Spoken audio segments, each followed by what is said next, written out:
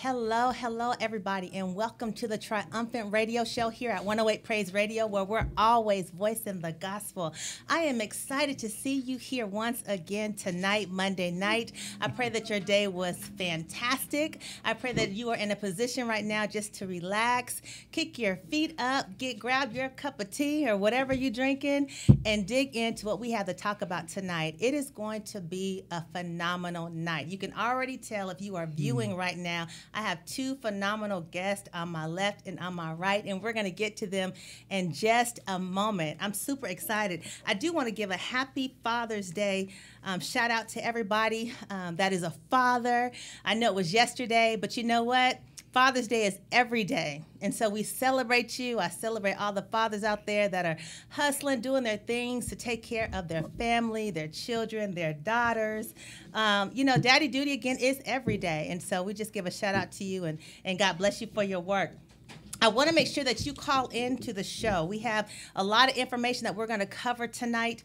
It's going to be phenomenal. We're expecting your call. That's why I'm putting my earphones on now, because we are expecting your call. Our call-in number is 770-988-6461. Again, that's 770-988-6461. And so we're going to be having times where you can just call in, or if you have a comment or a question about what we're going to be talking about today, because it's some serious things. If you are in law enforcement, if you're an educator, if you are a pastor, I encourage you to listen to the entirety of this show. I believe you'll be blessed. I believe also that you'll have input that you will want to share with the people. I believe that there's something that God will even show you and give you revelation about those that you deal with every Sunday or during the week. And you'll understand as you listen to the show. So, hey, go ahead and hit that share button and tag the show to your friends, to your groups, to your churches, to your ministries, to your homies, and tell them to listen in. And I'm sure that something's going to be said or done tonight that you just don't want to miss.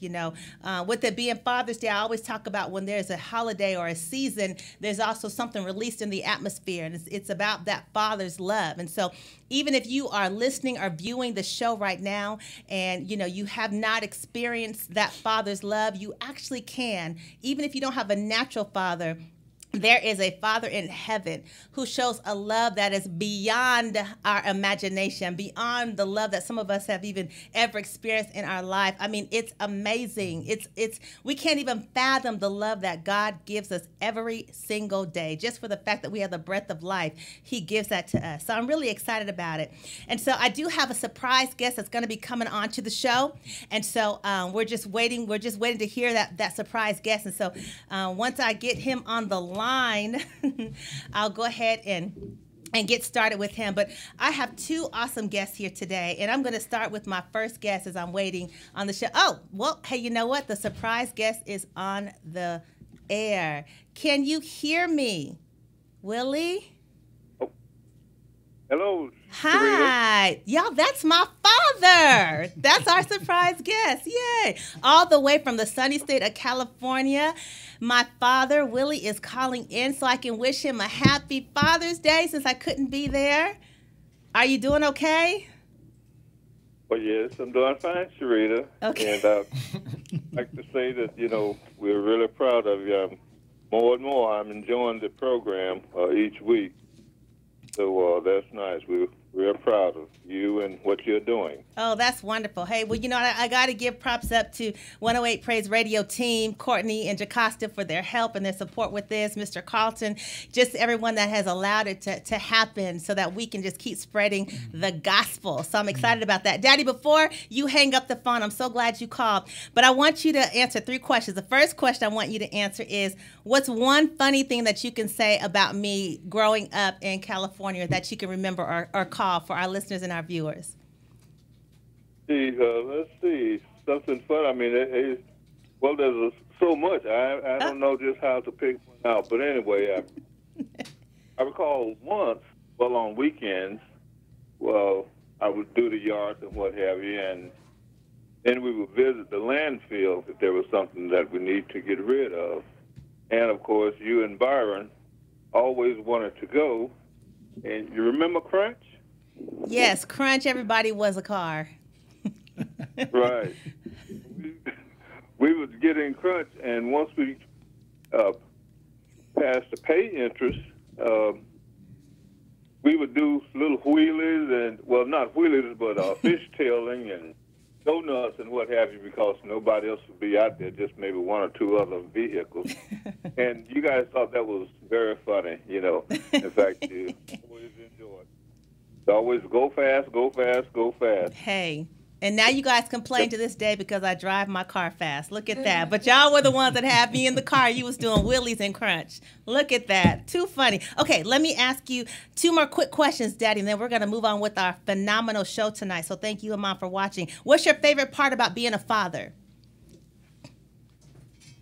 Well, I get a chance to, tell everybody what to do. You know what? I'm done. Okay. Okay. All right. Honesty. Y'all understand why I'm transparent? You just heard it. He said he gets to tell everybody what to do.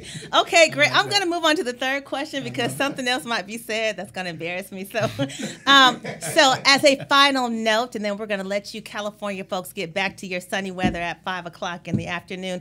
What can you say to encourage any father or dad right now, since it is that Father's Day week, as a final note? Well, something encouraging. The only thing that comes to mind in raising a family, you do experience, even seems to me, I think, more difficulty sometimes or hardship than just ordinary. But I've learned that, you know, once we be faithful and prayerful, you know, be obedient, then things seem to work out, you know. And even when we don't know the solution to whatever situation we're faced with, we just have to continue to be faithful and prayerful. And Lord always works things out. That's awesome. Keeping in mind, He's always in the situation with us. We're never alone. That's good. So, that's wonderful. See, Daddy, you're awesome. Thank you for encouraging the brothers out there and the daddies and the papas and everybody out there. And so we have released that spirit of faithfulness, praying, being obedient, and knowing that you're never alone as a father, as a man raising a family and children. And may the Lord bless all of you that are listening and watching tonight. You just heard from my father, Mr. Willie Lovelace, in the sunny state of California. Daddy, thank you for calling. I hope you have a happy Father's Day, Father's Week, and I will talk to you guys later. All right, if you're just tuning in, we're listening to 108 Praise Radio, the Triumphant Radio Show, where we're always voicing our gospel. We're going to dive right into our guest today. To my left, and to some of you that are viewing to my right, we have the awesome Pastor Derek Lockwood from Powerful Truth Sanctuary in Macon, Georgia. Welcome to the show, Pastor Lockwood. Thank you. So happy to be here with him. It's so ironic because he and I have traveled along with Passion for Worship Dance Ministries International. Internationally, we were on the radio in Canada at one point where we were able to share the Word of God and the gospel. And so that's been some years ago. And now here we are today in Atlanta, Georgia, here again, and speaking to the people about just the blessings and the favor of the Lord and living that triumphant life. So we're happy to have you today. Let me tell you just a brief touch about Pastor Lockwood. Not only is he the pastor of Powerful Truth Sanctuary, and a shout out to Pastor Cuffy in Macon, Georgia. He's a consultant. He's a father. He's a husband, a mentor. He's an educator. How many years? 34 years. 34 years, educator, principal, Atlanta Youth Academy. I mean, just some phenomenal details about this man of God, and you're going to see how we tie all three of us in shortly, so just stick with me. We've traveled, of course, to Africa before, and one story that I can recall in Africa was you really pushed myself and a couple of the other members out there to use our gifts. We didn't get any extra special training. We were just pushed out there to pray and lay hands, and I think I was having a conversation with a member a few weeks back about how we came face to face with some spiritual warfare within people. But if it was not for you and you coming to Africa with us and pushing us and training us, not for yourself, but for the entire team, we would not have the level of ability of understanding spiritual warfare in an international country as we do today. So we love you for that, the whole team. And so there's so much more that you've done, and I'm not going to take up all the time about us and Passion for Worship, but your influence not only in Georgia, but at the pulpit and amongst people is phenomenal. How do you do it? How do you do it? I mean, I guess it's a passion of yours. It is a passion. That's unquestionably. But one of the things I think it starts is with a work ethic. I think that my mom has shown that you can do anything. You know, before the popular term that we have with multiple locations of churches, my mom had a tagline for the churches that she pastored in Macon and Atlanta, one church in 2 locations. And that was, you know, she's did 40 years of ministry. So we give Pastor Emeritus Yvonne Cuffey a great big shout out for the work ethic. Yes, Pastor Cuffey. And the wonderful work she has done in the body of Christ. But it's more than that. I think you have to have a want to. You know, you have to have a want to do certain things great and do it in a well. Martin Luther King says, even if you just sweep streets as if they are like you're painting like Michelangelo. And so it's a part of who your DNA becomes, of what someone says about you. What would be your life sentence? What would be people say in one sentence about you? And so I think that's extremely important that we sort of internalize what has God put us here on this earth to do. And one of the things that I remember early on in my Christian faith was this idea that, you know, if you forget why you're here, you are really stumbling through the dark a lot in life. And so I pray that people discover why they're here, but also never forget why they're here also. So wow, that's powerful. And so ever since that we've known you, you've done a lot of work with youth. You've seen youth go from traumatic situations, from trials, from tribulation, and then to more victorious life, which is why I'm so excited when we get to my second awesome guest to my right. But what is it about youth that you love? You know, what is it about it? You know. We often talk about our youth being our future, but I believe our youth are our present also. I love it. And what I mean by that is God allows youth to be a mirror in front of us that we can hold up and see how we're doing, whether it be parenting, whether it be loving, whether it be forgiving, whether it be all kind of different avenues that we can go down. And so youth are these great opportunity to tell us the truth, whether we like it or not. Right. They're very transparent. They do. Yes, they are. And so, you know, be careful what you tell children, because they will repeat it. That's right. And more importantly, what you model in front of children, and hopefully they will see that also. So I think youth are not only just our future, but they are certainly our presence and how God uses them to bless us. Right. That's awesome. And you recently took a bunch of students to Alabama. Yeah, I did. We just partnered with Paul Kids, which I serve as the board chair, and I'm so grateful to be able to be the board chair, recent elected board chair. And we took them to Alabama. And the main reason I want those kids to go was because we wanted them to see civil rights come alive. We wanted them to see things. The most recent museum that's opened in Alabama, in Montgomery, is the Lynching Museum. And quite frankly, I have given it a nice title, but it is really about lynching and how this country has, if you will, lynched our people to the point. And so there's still, if you will, not, if you will, physical lynching, but there is, if you will, spiritual lynching still going on. And so we need to be able to help our kids understand what those things really are. And so we were able to take ages all the way from 4th grade all the way to 12th grade. And some people had a concern about our 4th graders, but guess what? Our 4th graders are living in some realities each and every day that they need to see, and they need to have context behind it. And so I was very, very grateful to be able to partner with Paul Kids and our church and take some of our youth, and we came together and we spent a couple of days in Montgomery. Not only did we spend some time in Montgomery dealing with the heavy hitting of tolerance and lynching and civil rights, but we also got a chance to uplift them by going to Tuskegee, being on Tuskegee campuses, Tuskegee Institute, and so we were able to bless them by all the things that afforded them Booker T. Washington, George Washington Carver's home, and those kind of things. So I'm really thankful that I'm still driven after 34 Look years at that. to continue to press on toward the mark of which the high calling which God has called me to. And before we take our next caller, that I want to say, it is amazing, and I hope that there's some pastors on the line. If they're not, please call in, or you all share, because when you're a pastor and an educator and you can combine all of that, it is like an explosion of power and authority and of knowledge and of wisdom. And do you think that we as ministry leaders and pastors are doing enough for our youth, or are we in a give up mentality, or are we saying, hey, as long as you come as you are, you come to the church, you're good? What is there anything that we can gain from that? Any type of thought? Well, my thoughts are twofold. One, I believe that there are pastors out there grinding and trying to do as much as they can to reach our youth, male, females, seasoned saints. I do believe there are pastors out there trying to listen and hear what the current trends are.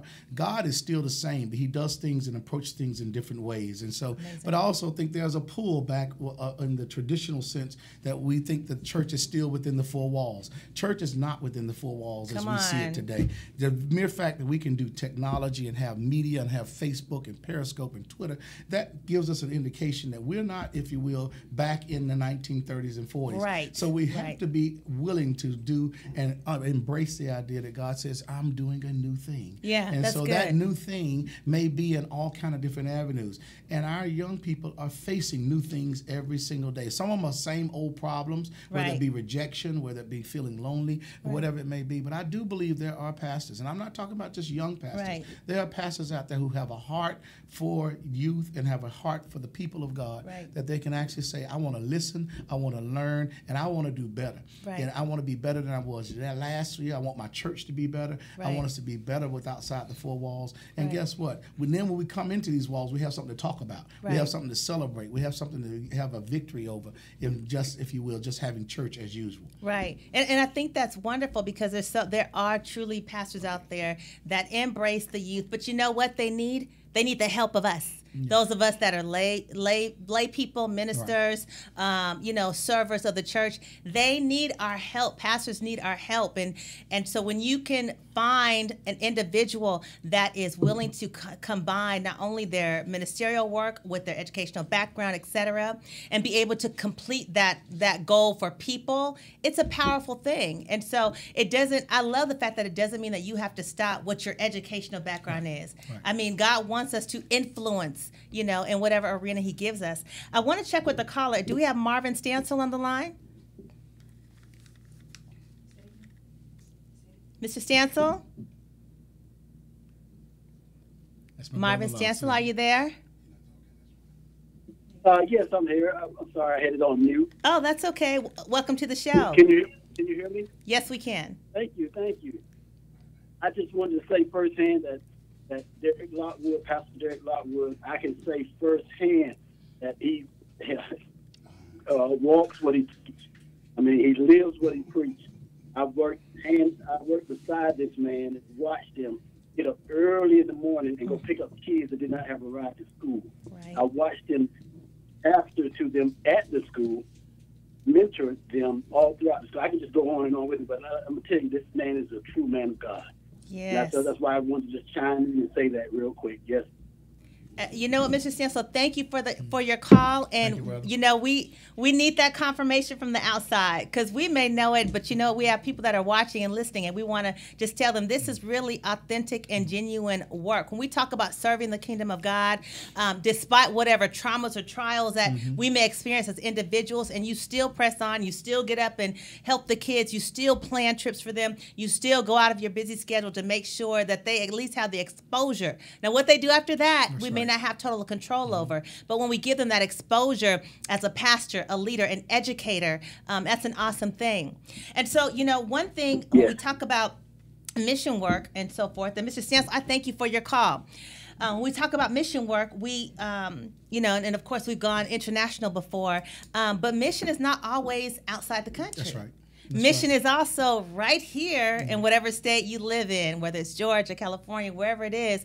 And so it is amazing that you have done some work with the gentleman sitting right to my right, Mr. Dan Butler, Welcome to the show, by the way. Thank you for having me. So happy that you're here.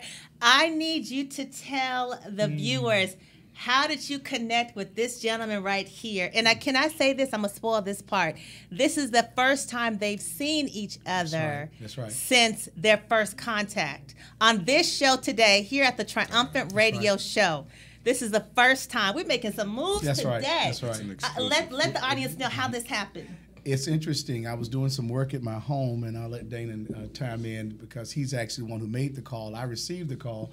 Gosh, it's probably about a month. We've actually been talking on the phone, and I was in at Home Depot's parking lot several weeks back, and a young man called me late in the evening and told me, you don't even know who you're talking to. And he gave me his name. I immediately knew who he was because I taught him in the 7th grade back in the day. Wow. And what brought tears to my eyes in the parking lot was that he said, Mr. Lockwood, I want you to know something. When I talk to kids today, when I talk to people, I hear you talking through me. Mm-hmm. When someone says that, that is like a bombshell that goes off on the inside of you. That's what probably every father or a person who's mentored someone wants to hear, that what we've sown into you actually is coming up out and through you. So I'll let him just talk from there. I get full when I think about it, because that's a confirmation and, quite frankly, a validation of the kind of things that you try to do each and every day. I just call it grinding for the Lord, and and it's important that we continue to do that. So, Dana, I'll just let you jump in, man, because I'll get talking. Awesome. It's ironic because Sequoia is actually right around the corner. That's right. In 7th grade, that's where I was at. A young teen who was just simply trying to find his way. And as a teenager, you're not always conscious of the things that people are trying to expose you to or trying to teach you. Sometimes it takes some bumps and some bruises, and sometimes it just takes that maturity for you to be an older person. Because I heard what he said when I was in 7th grade, and I understood what was going on. But it wasn't until I became a man myself that I actually realized the impact. And then, over the years, I can hear him. I hear him. I hear Coach Nord. I hear Mr. Lee from Cohen Middle School. I hear there are men that have instilled something in me, and I wish I had listened to him, really sat down and followed this dude around, because I probably could have, reduced some of the trials and tribulation. But even within that, it's made me stronger, and it's given me the initiative and the audacity to go out and talk to those people who see a little bit of Lockwood in myself. That's awesome. So if you're just tuning in, you're listening to the Triumphant Radio Show, and I have two awesome guests here, Pastor Derek Lockwood and Damon Butler. And these two have known each other since Mr. Butler was in the 7th grade. He was the educator for Mr. Butler at that time. And so it's amazing because this is their time gaining face-to-face contact in years. And what is amazing about this gentleman to my right, let me tell you some great things about him. He's a certified anger management specialist. He's a case manager for at-risk youth. He has his own business. He's an author of books, just doing a phenomenal job in life. He is truly living the triumphant life. But let me tell you, there was a trial that happened in his life. Yes, right. There was a traumatic period that happened in his life. And so there were some setbacks and some mistakes from that point of 7th grade up until, and you'll let us know, 19, I believe, years old? The age of 19, I was arrested for armed robbery. And I like to say that at 19, I got the bright idea to rob a grocery store. But unfortunately, that's not how it works. It kind of, just like anything else, it started off with breaking in lockers. In DeKalb County, we got a little split in them lockers, and that's all I needed. And it started there. And you get away with something, and you just keep going. It's like, okay, so now I stole the camera from photography class. I got away with it. In my mind, I knew I was always smarter than the average person, but it just I wasn't channeling that talent or that gift in the most effective manner. And so when you catch somebody who has a lot of ambition, a lot of audacity, but doesn't have a vision as to what it is that they really want to do in life, then that person can, sometimes you catch kingpins, drug kingpins who rise to the top of whatever it is that they're doing, or people in all walks of life. It's in you, God. It's instilled in you. It's just all about what floor you're going to dance on. Right, and so I was in a place in my life where I just didn't know what to connect to, and I tried different things. Like at one point in time, I thought it was sports, and to this day, like I'm 6'3", and it looks like I like basketball, but I hadn't watched.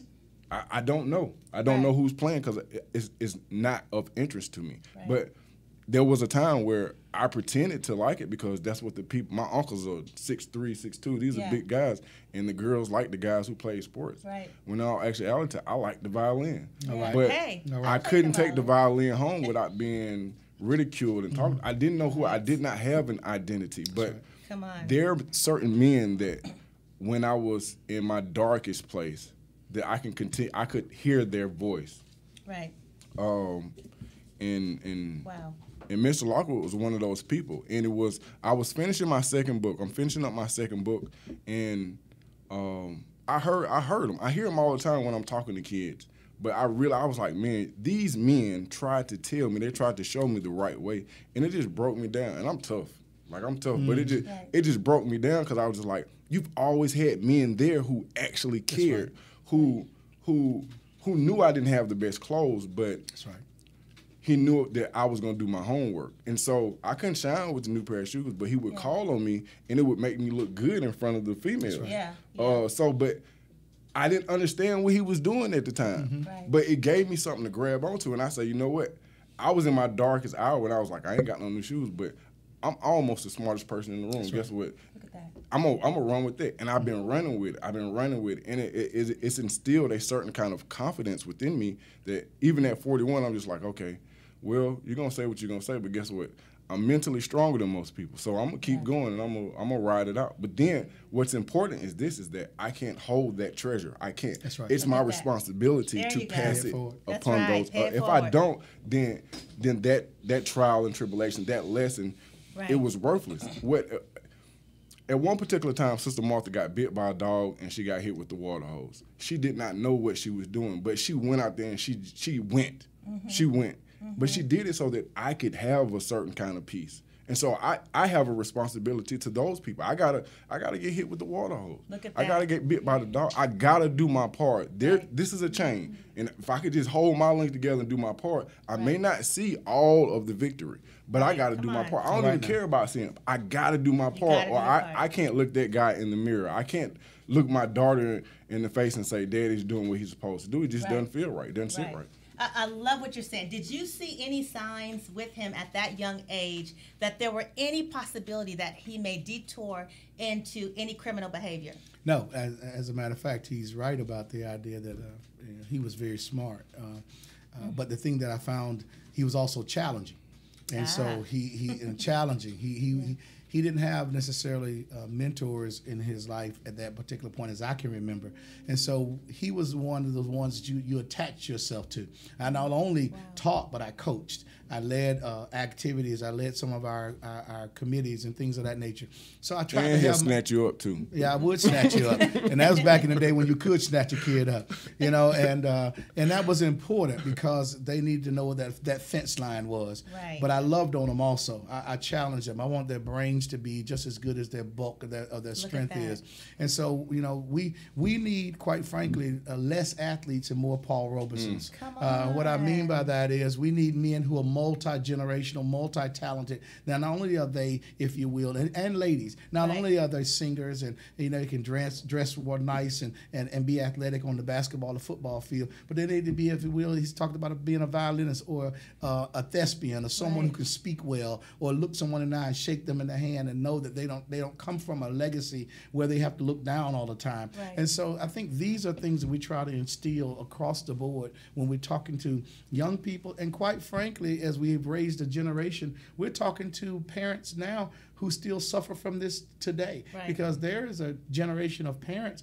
who literally have not been church, have not been mentored, have not had Right. a father, or if you will, a great role model as a mother. Right. And so we just assume that it's always dad. It is a lot of times dads and fathers, but there are a lot of young ladies who are searching for that understanding of what it is to be gentle and compassionate Right. and those kind of things too. So yes, to your question, I Right. saw some things in him, but also I think that he is a great example of the idea that if you will love on the ones who seem to be the most unloving, Come on. you will find the great dividends down the road. And so, I'm challenged each and every day to, God, what are you saying to me? What are you saying to me? How can I be a better man than I was yesterday? And he talked about being broken down. The Holy Spirit will break you down. Yeah. He will lead you into places and thoughts of where you are and where you want to be. And so I'm thankful that I'm connected to a God who's not something that I can't touch or feel, that I literally can have that restoration each and every day if I seek it and I ask for it. So That is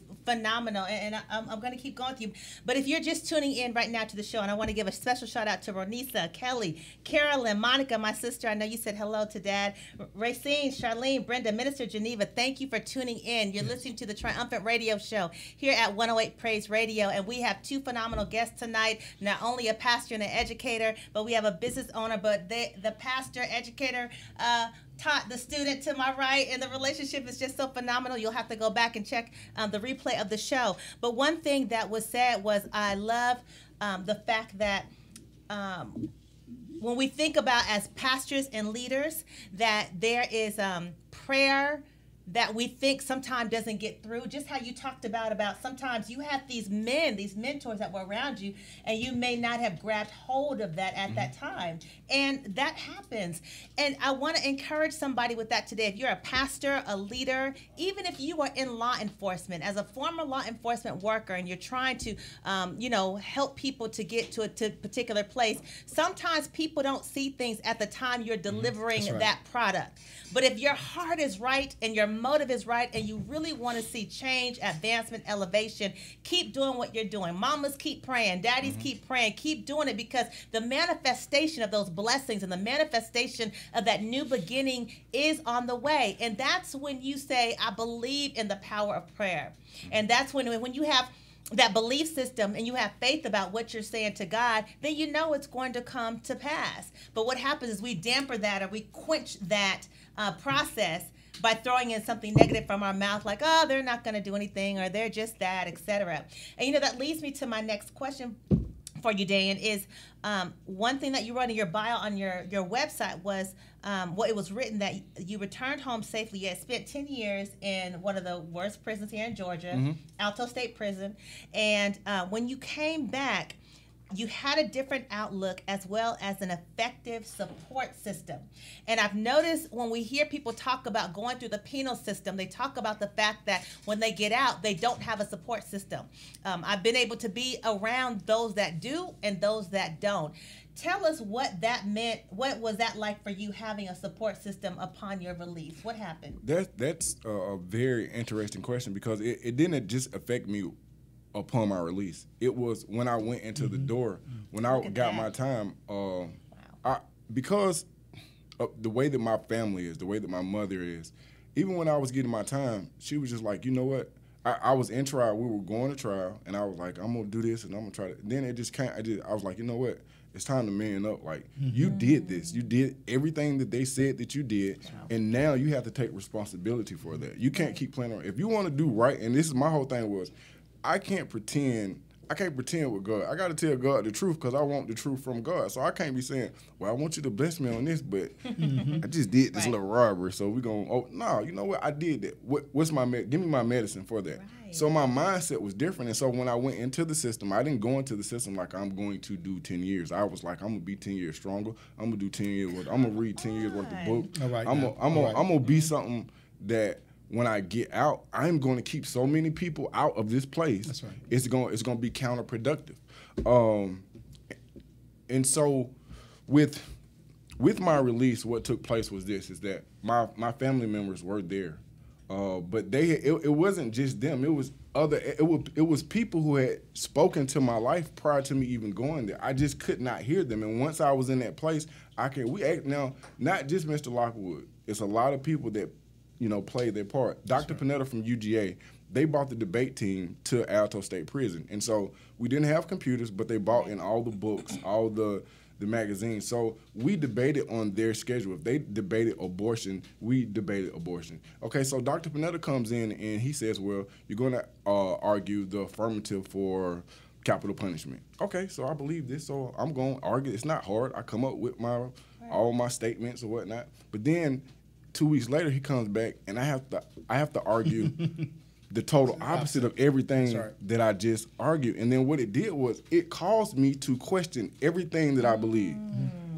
Everything that I believe. So now I just went from understanding that it's not the world against a little black boy from Decatur. Man, the grass is so much greener. Right. And then so my freedom was, I was free before they let me out. All right now. You see what I'm saying? All right. Because I had an understanding. I was getting closer to God. I was reading. I was exposing myself to the things that Mr. Lockwood was trying to expose me to years ago. But I was not in a place of peace. I was not, it wasn't quiet enough.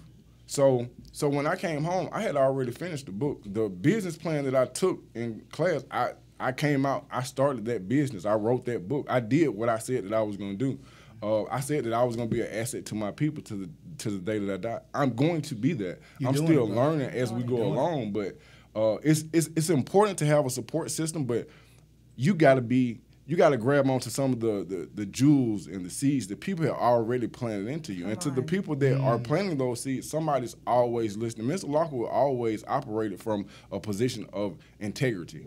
That is what I can say. So when I thought about him as an individual, and I could mold, whether it was conscious or subconscious, I was molding myself after men in my community. I did not know, but then when I came to that realization, I was like, it just broke me down. I was like, man, you sound like Mr. Lockwood. You sound like, man, I had a kid that was on my case, so I was like, man, pull your pants up. And then he was like, Mr. Butler, such and such, such and such. And when I grabbed him a little, I didn't do not too much, but I said, hey, man, look, man, first of all, I love you, brother. You know what I mean? And in reference to the conversation, I started, tell me what's right with you. Because I know what's wrong with you. And that's where I felt like I had peace. Whatever was going on, even though I had the same shirt on I had on yesterday, I got the answers to all the homework. So I'm good to go. I'm gonna shine in Mr. Lockwood class. I ain't gonna be late. I'm gonna try to stay. I'm gonna shine in here. I might not shine when we're in the gym. I'm gonna shine right here because I did my homework. And he's going to capitalize off that. He's not gonna say nothing about the nappy haircut. He's not gonna say nothing. Now, if you smell, he's gonna take you to the side and talk to you, but that's what men do. But the overall objective, what I got from it is that I have a certain amount of intelligence. I have that. And once that was instilled in me, it was like anything else is possible. I can do anything. But I have to understand that much about myself first. Let me ask you something, because I think I want to jump in. I know we have a host, but you said you were free before you ever were set free, which is a mouthful for a lot of people. It's a powerful statement. Yes.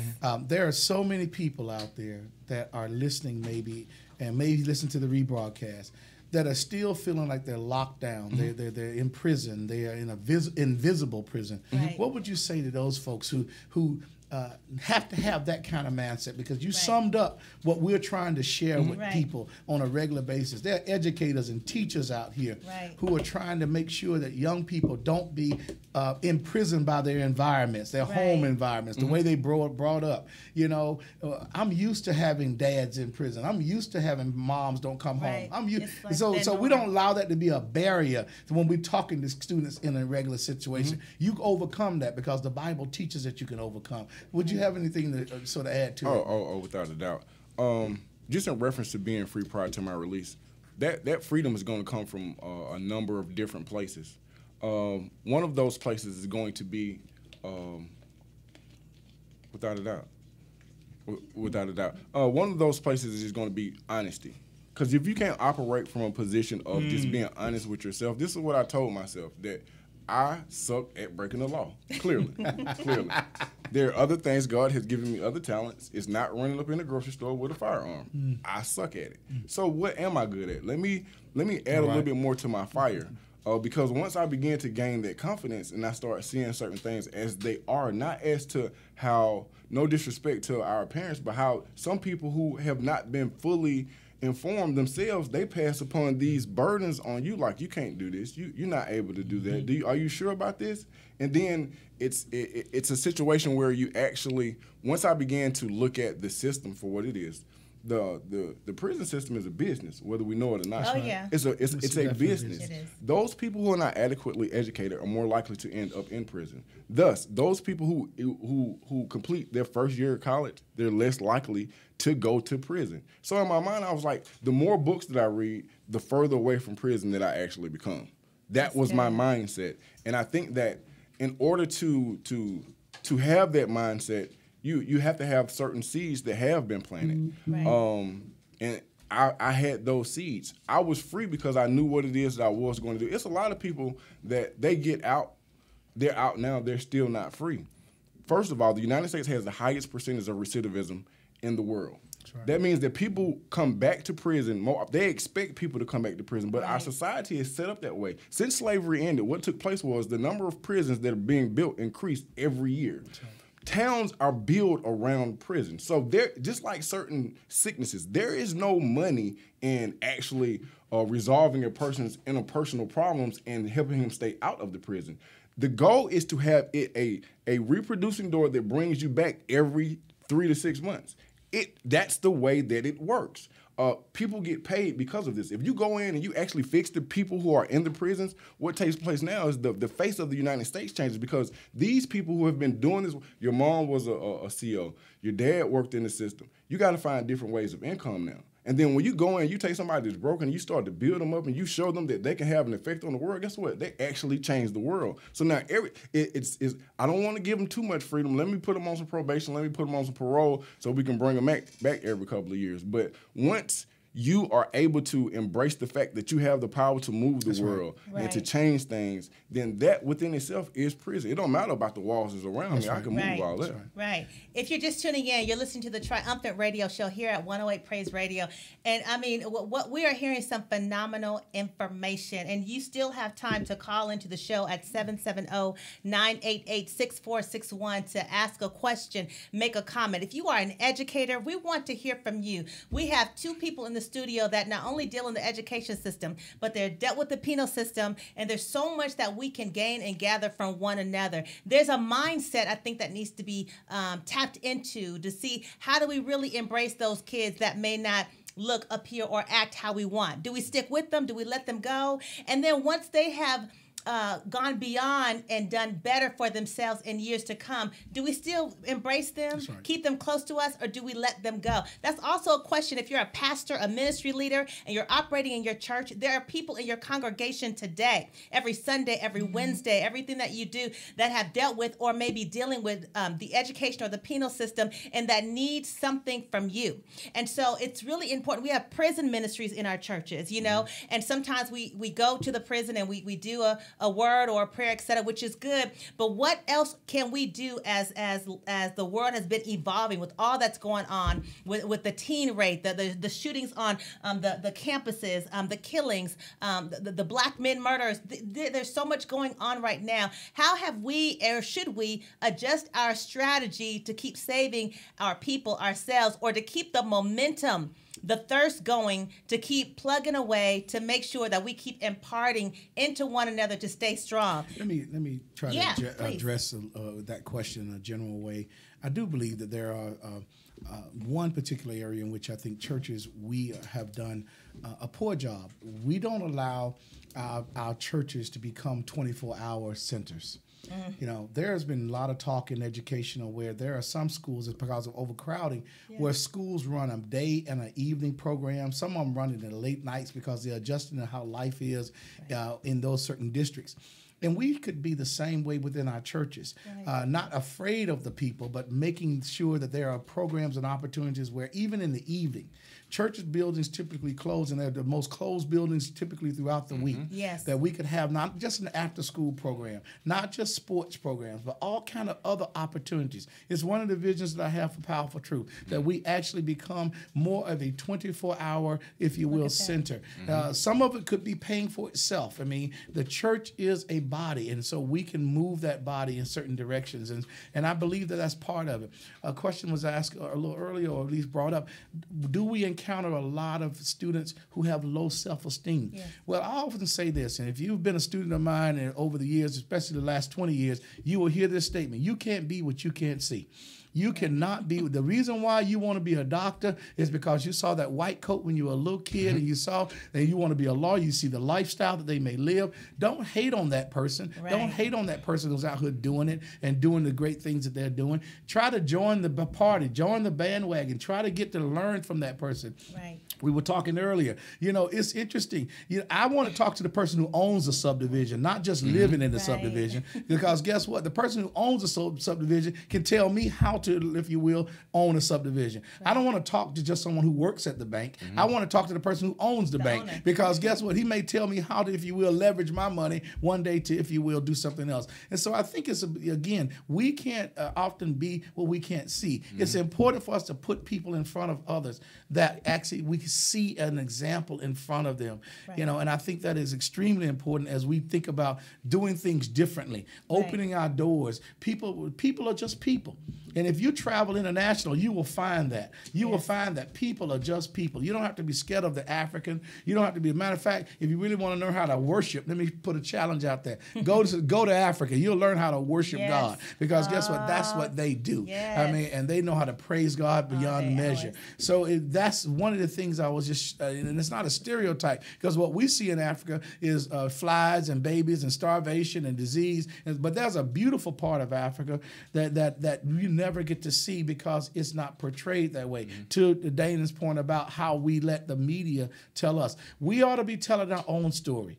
And we need to be telling our own story to our kids and how those things affect them and the history and also how we go forward. So I'm going to stop right there. That's right. We do need to be telling our own story. One comment that you made, Dana, was about, you went into the system 10 years, but it was 10 years that made you stronger. You know, your freedom came from God. Did you have a relationship with the Lord prior to or when you got into the system, or how did that come about for you? I think that just being real with myself, because there are times where you don't really know God. Like, Mama made us go to church, and when I nodded off, I got tapped on the back of the head. We lived out in Virginia. My grandma's house was right behind the church. My grandpa was the janitor, so we was there every Sunday. I wasn't paying attention. I was just trying to stay awake. And then even when I got to jail, because now I was so slick, I was like, you know what? When I get out, I'm going to rob this person. I'm going to do this, and I'm going to be back on top. That's how retarded I was. That's just what my mindset was. Right. But then when I was in the system, I was just like, you're weak, and so you should not be eating as much as you're eating. So I'm going to take advantage of that situation because I'm smarter than you, I'm bigger than you, and I know more people than you, so the lunch is on you this evening. Wow. And that attitude got me in the hole. And when I went to the hole, the only thing that's in that hole is you and that Bible. That's it. And when that was it, I had no more distractions. There was no marijuana. There was no alcohol. There was no TV. There was not a window. And when I tell you, that is the closest that I've ever come to any being in my life. That's where I wrote my first book at. That's why I decided that, you know what, I've been approaching this life thing from obtuse position. I don't want to do this no more. I want to know what it is what is my purpose? I don't have the answer. Right. What is it that you want me to do so I can get on it and I can start doing it? Wow. It's just that simple. And once I operate from that aspect, things are a whole lot easier because I'm good at following through. I'm not the bright idea guy. I got to wait on the word. Once I wait on the word and give me the instruction, if you call the play, I'm going to run the play. Right. It's just that simple. I'll run the play. I just need for you to tell me what the play is. Because I know that once I run it, you're going to give me the tools that's going to keep me going. And even when it's weak, even when it seems like I can't go no more, the mere fact that I know that you sent me on this assignment, I know I'm going to complete it. And that is it. I'm going to go to the death. So it's when all the distractions were away. But then I found out that it's not the way that I got it. I can't bring it to everybody that way. I almost got to. I gotta put some cartoon on it, and I gotta sneak God off into you. You know what I mean? So that's where that first book came from. I took characters from the Bible and I just made them street friendly. I was like, you know what? Only thing that I want you to do is this. I want you to. The book I give you is going to be a street novel. But when you go to church, if somebody says anything to you or around you about God in the Bible, you'll be familiar with some of those characters. Right. And I've done my part. I can't lead you all the way to the gate, but if I can just do my part, if I can do my part, then he'll come over to you, and then you do your part, and he may be touched 7 to 8 times. Right. But I got to do my part. I don't even know what the end look like, but I got to do my part. That's it. That's awesome. I want to give a quick shout out to Leslie, DeMarcus, Amina, Ashley, and we have a caller on the line. Caller 1924, are you there? Caller 1924, are you there? From New York. Caller from New York, are you there? Okay, last call. Caller from New York, 1924, are you there? Okay. We're just gonna wait on the caller right now until they come back. In the meantime, I have a comment I want to make. If you're an educator and you're hearing what's going on right now, and if there are students or if you're a principal and you are frustrated in the midst of your situation, you are hearing right now through the airwaves people that have not only been on the leadership side, but people that have been on the student side and how they got through. If you're a leader, grab hold to these nuggets of how to endure so that you can make an impactful a seed into a young man or a young lady's life. If you hear Danon talk, even in the midst of things that he was doing, he would hear in his mind the voice of Pastor Lockwood.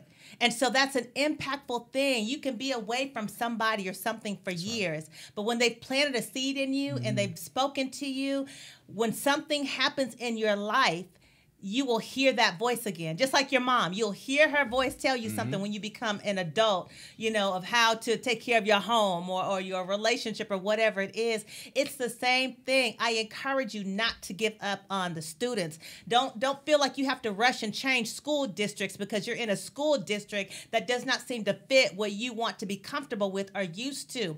Allow the Lord to not only challenge you, but allow him to do more with you and take you to a different level in your understanding of the role and the responsibility that God gave you. And so even when I hear you talking about 10 years longer, I mean, how you got stronger within those 10 years. So many of us are in ministry and people don't even grow into their conflict or grow in the midst of their conflict. And here you are. You spent time, 10 years behind bars. You begin to pen your book. You begin to have a winner's mindset, to a point. You still listen to your mother, and you still took those jewels, as you said, so that when you got out, you had your whole jewel backpack ready to roll and ready to hustle and ready to live that triumphant life. And I think that's powerful. And I think that's why we need more speakers as you are, as he is a motivational speaker, to come and talk to people. You don't always need the $1 million speaker, ladies and gentlemen, to come and talk to you, because some people that have not really been in the realness of life can't really give you the real deal or the truth. And so they can't tell your story. So you end up giving a clap, you give a love offering,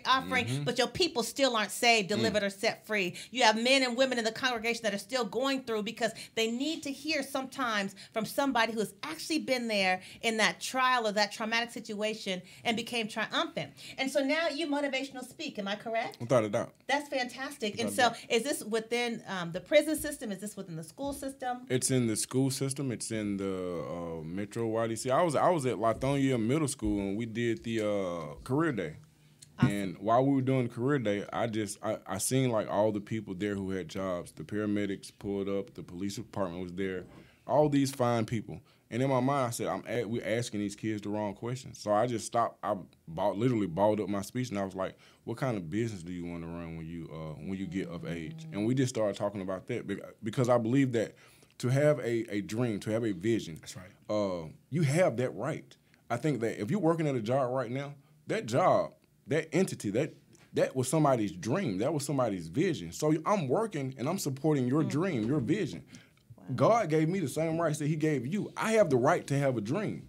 I have the right to follow through with that dream. And so in my mind, I'm like, well, I don't know how awesome your dream could be, but it could be something that can change the world. I may not be able to change the world, but I can give you the pat on the back that will give you the courage to go ahead and make that move, or maybe not even you. Right. If you have to do it 2 or 3 generations down the line, the fact that we're acknowledging it. So I think that the mindset that some of us have with working a 9 to 5 and getting that pension and doing all this stuff, that's cool. But I think in order I found that money affords me opportunities. Wow. And I find it's easier for me to have money if I own the company. That's good. That's good. You know, I want you all to come back because there's so much we did not get to in this 1 hour. And I want those of you that are listening, I want you to be able to contact these two gentlemen. Pastor Lockwood, how can they get in touch with you, invite you to speak, invite you for consultation, whatever it is, and also come to the church? How can they get in touch with you? Well, you can find us at Powerful Truth Sanctuary. We're located in Macon, Georgia. You can find me at Derek B. Lockwood on Facebook. It's important for you to know that Dana will be our speaker this week for Vacation Bible School. We're having a youth explosion on this Friday, and he's going to be part of that youth explosion. So if you're in the Macon area, if you want to make that trip to hear more of his story and to experience what it is to have youth around you that are exploding, if you will, for God, come and see us at, again, Macon, Georgia, Powerful Truth Sanctuary at 3645 Joy Cliff Road, 3645 Joy Cliff Road. You can reach us again at Powerful Truth Sanctuary. We're located on the web, so just check us out. And we're trying to do some great things. I think you change life one life at a time. This is a prime example for me tonight to have this young man doing what he's doing, but also, as he knows, I expect him to pay it forward. And so we want to pay it forward, and we want to do more one life at a time, because that's what God does exponentially. He'll give us the increase if we just continue to invest in lives one life at a time. Awesome. That's awesome. Mr. Butler, how can we get in touch with you for speaking, engagements? It's Danon Butler. Everything. Instagram. The website is DAINHENBUTLER.com. I can be reached. Also, if you just want to just catch some of the DVDs or the books, Alto Adjustment is the name of the DVD. It's online. The title of the book is Shawty, SHAWTY, the same word you use every day. That's it. Fun Time Moonwalk Runners. We have discounts for all baby dads on child support. We're trying to help everybody. Let's get it together. Let's get it together. But Danon Butler. Danon Butler, that's it. Awesome, awesome. And you know, this has been an awesome show. We're going to have to do a part 2 of this show. Are you guys willing to come back to the show? We have so much to talk about incorporating all this. I want to just leave you with this, that if you're dealing with a situation and if you maintain the right attitude and press through, like my friend Mr. Butler has pressed through and has shared his testimony, I want you to know that tonight God has stamped you with a time served. Your time has been served. You don't have to worry about those issues anymore. You don't have to worry about those problems. God just wants to see you win. He just wants you to say, you know what? That is not me. I'm going to take the jewels and the nuggets that I've learned from my family, from my teachers, from my educators, from my pastor, and I'm going to make them work for me. I'm going to build myself into a better me. Your time is served. Get out. Do great and mighty things. When you lay your head down tonight, don't just begin to dream or sleep. I want you to get in your mind that you don't have to deal with issues anymore. That's going to be your dream. God's going to give you a dream that is going to bless you beyond measure, and you're going to wake up with that winning attitude. Hey, listen, you are listening to the Triumphant Radio Show here at 108 Praise Radio. Our time is up tonight. We're going to do a part 2. We thank you for watching, and we look forward to seeing you next Monday. God bless you, and good night.